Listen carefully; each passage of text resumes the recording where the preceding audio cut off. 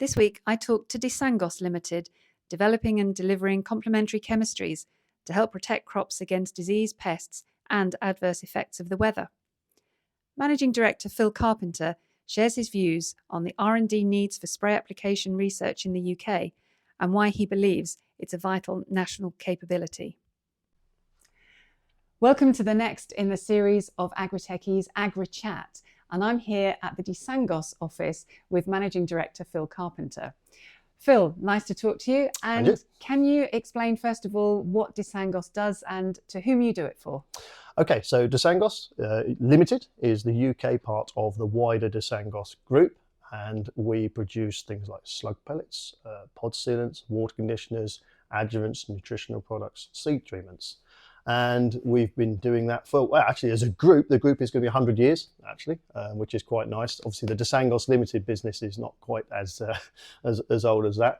But, you know, we have been involved with complementary chemistry, things that help things work better for many, many years. And I think although a lot of our research is done from our headquarters in France, the UK arm is still hugely important because of our heritage. You know, we were once involved heavily as Loveland, Newman, so there's a number of historic products, things like LI 700, which has gone, for example, Phase 2, Newman's crop spray. Those kind of products have been around for a long while, and our expertise around those is still recognised by the group, and we feed back into France headquarters to help generate the new innovative products that we can hopefully bring to farm. So R&D is obviously really important to Sangosse, and we'll come on to in a minute the sort of the relevance of the UK's national capability in this for you. But the UK, would you say, where would we rank in terms of the global research partners? Do you think the UK punches above its weight? In your career, how have you seen the UK's position? Yeah, it's a really good question, because I feel over the last few years that's probably drifted slightly. I think we were always recognised as global leaders, as innovators, you know, very good technically on farm. I think some of our record keeping, the way we approach farming, the way we approach food production, you know, some of the traceability of what we do from farm to fork, as we would say, you know, I think was and you know, to a degree is some of the best that's done in the world, and Leeds is a fine example. But that's one side of the coin. The other side we've got is the research side of things. You know, we've got many good colleges in the UK. We've got some, of course, that have gone. We've got good universities, and then we've got research institutes, and those in my time have certainly reduced in numbers. And I'm not entirely sure that now where we once were is probably viewed on the global stage the same as it was. And pertinent to that comment, the Silsoe spray applications unit sadly closed its doors in April 2026. How do you feel about that, and will it have an impact for not only Sangosse but for the wider industry? Yeah, I mean, hope it isn't it. I hope there's something that can be done. But certainly for me, I've had a lot of involvement throughout my whole career, actually, with Silsoe. The fact I used to live very, very close by and know the team there very well. In fact, a little known fact, but my partner, her dad actually used to work there as well. So actually there's a personal tie. So it is a shame to see what seems to be happening there with the closure, etc.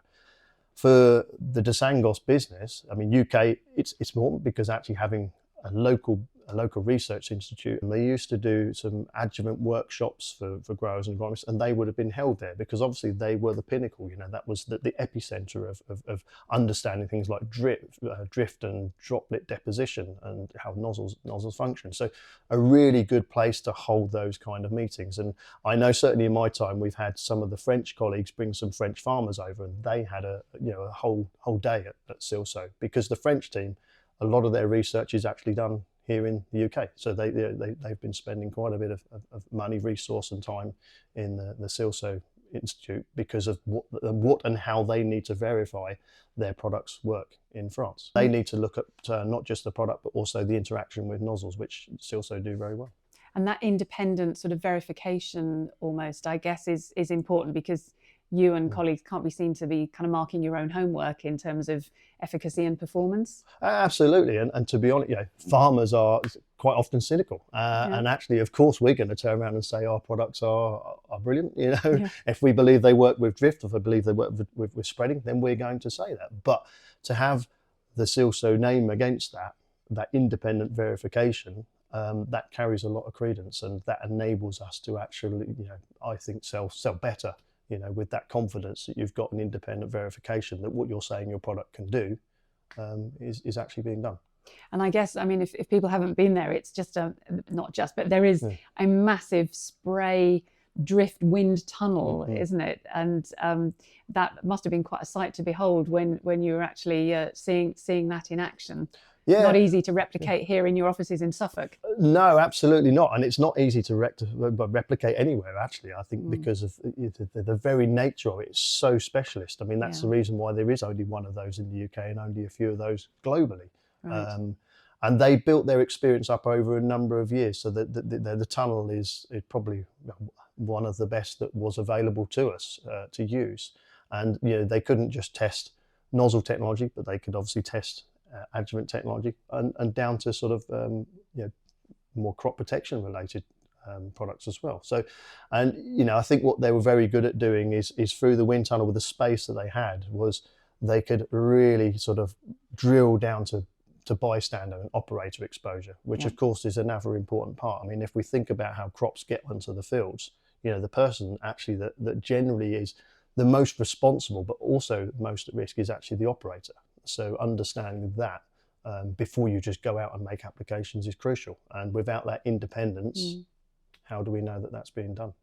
And I guess there's also, I mean, looking ahead as to the sort of future of crop protection, we might be seeing, more biologicals being developed and needing testing. We might see the use of drones for spraying. And I guess that kind of facility would be really important to be able to understand how these things perform and are applied in the fields. Because right now that's a bit of an unknown, is it? Well, it certainly is, because with biologicals, there's a very good chance that the adjuvants that we use today, that we've become accustomed to using, won't necessarily be the best partners for those products. And some of them might even be detrimental to the way that those biological products will work. So we're going to have to review some of our technologies and innovate in line with those technologies to make sure that we get the best from them. And of course, if we do that, we'll then need to be able to verify that what we're putting with those are actually doing as we say, whether it's spreading, whether it's reducing drift. And just because something is biological doesn't mean that we can be comfortable with the fact that it might drift, because it could still have a risk to non-target. And at the end of the day, that's what we're always trying to do. In agriculture, it costs a lot of money to go and spray a field, not just the running costs of the person, the sprayer, etc., and the fuel these days as well. But you want that product. If you spent the money, you want that product on your crop. You don't need it anywhere else. That's where it needs to be. And the same will come with biologicals as well. So, that will be important to us. And we talk about new technologies.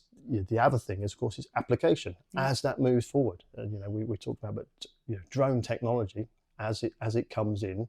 That will need a completely different set of eyes on that. The innovation around the products that will go through those tanks will need to be different. It will need to be aligned to the requirements of the application technique. You could be spraying from 4 meters high. Well, currently, we're 50 centimeters above a crop. Very, very different situation. And only people like Silsoe, who can create the modeling, have the facilities to do it in a safe environment, are capable of being able to demonstrate what that actually means. So what's your plan? And as we are sitting here now, the facility has closed. There might be some other, we hope there might be a way forward. But right now, what's the plan for Sangosse? You're still going to be supplying customers and you'll still be innovating. So what's the approach now? Yeah, you're right. I mean, we're fortunate to some degree that we sit in a relatively stable market when it comes to adjuvants. But the innovation that we want to be able to bring will be limited. In as far as the speed in which we can get that to market if we don't have things locally. And it's a bigger concern for our Sangosse business in France, where a lot of the research is done there, because they use Silsoe a lot, as I mentioned before. And because they'll be limited with what they can do, that means that innovation timeline will increase. So if we need new novel things in the marketplace, expect to wait longer for it. And that's not good for anyone. No, we need faster, not slower, when it comes to deployment of new We innovations. certainly do. There's enough in the world that goes slower. I think this one, as I say, we were leaders in this area. I think we should remain there. I mean, my view would be is that the entity that existed as Silsoe Research and what they had there, I think it can be built on. And I don't think it's the final version. I think actually it wants an influx of investment. It wants more, and it wants us to be in the UK the very best. Again, seen as, and because Silsoe is. If we, we've all been to these big seminars where we do one. I think we involve one ISCA, which is the International Adjuvants meeting that happens once every 2 or 3 years. We get involved with that, and Silsoe very much is involved with many over the years, has been referenced, and that's a globally recognised committee that goes on. So I think for me, there needs to be not just the fact this is a warning shot. This is like we have this wonderful facility that was there. It created things like the LERAP rating for nozzles, so the National Action Plan, where we're looking at treating crops, we're treating the environment with respect, and with an understanding of how to hopefully minimise risks to non-target. That was all built around looking at your day of application. You look at what you're wanting to treat. You're looking at things like the wind. You're looking at what the prevailing weather conditions might be, and you're making an assessment. And based on the product you're using, you may well find that you have to use a type of LERAP rated nozzle. Now, those nozzles are rated in a way to help you work with drift mitigation. That's the whole thing. Now, that's in place now, but how do we verify without someone locally, without an institute locally, how do we verify the new technologies are actually falling within those guidelines? We can't. That becomes a problem. It's not that people won't be using unregulated solutions, though, will they? So they'll still be there, but we won't be able to move on. So in most industries, innovation normally means getting better. Yeah. And why should we strive for where we are now? We can carry on getting better, but we can only do that if we've got the means to test that what we're doing is actually making an improvement. So, being slight devil's advocate, why should or could government help? Could the industry not club together somehow and sort this out? I mean, I think the industry, of course, could do, because we all see it as being important. The reality is I think that the independence gets lost then, and I think that agriculture is quite heavily scrutinised by a lot of people anyway, and I think that this would be another step into thinking, well, of course you would say it's okay, and I don't think that's right. I think it needs to be independent.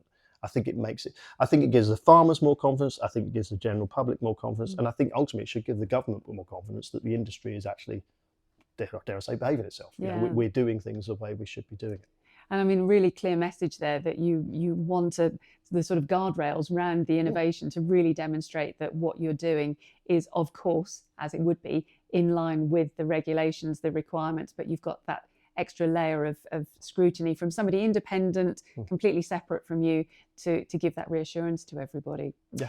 So we don't want anyone to panic, do we? You'll still be supplying farmers, and you'll be at cereals in June. Yes, we will. So you'll have a big stand. I've been seeing all your marketing material be developed. So there's enough of it. Do you know yet your stand number for cereals? Yeah, actually, I think it's 1148. We've got it on the screen. You've got a barcode there. Yeah, that's a great question. I don't think you saw that on there, but yes, so we have got that. So we're geared up, ready for that, and it should be a very interesting show. Quite different for a lot of people in the middle of the country.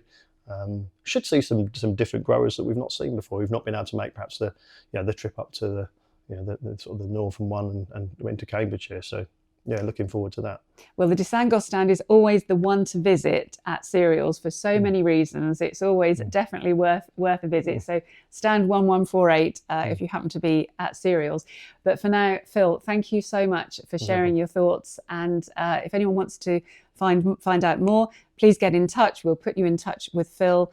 And thanks for joining us for this episode of Agri-Chat. Yes. And that was Phil Carpenter, Managing Director of Sangosse Limited. Sangosse is celebrating its 100th year of supplying adjuvants, water conditioners, nutrition, seed treatments, and even pod sealants for oilseed rape. To find out more, see them at their stand at cereals in June, their member page in the Agri-TechE directory, or via their website.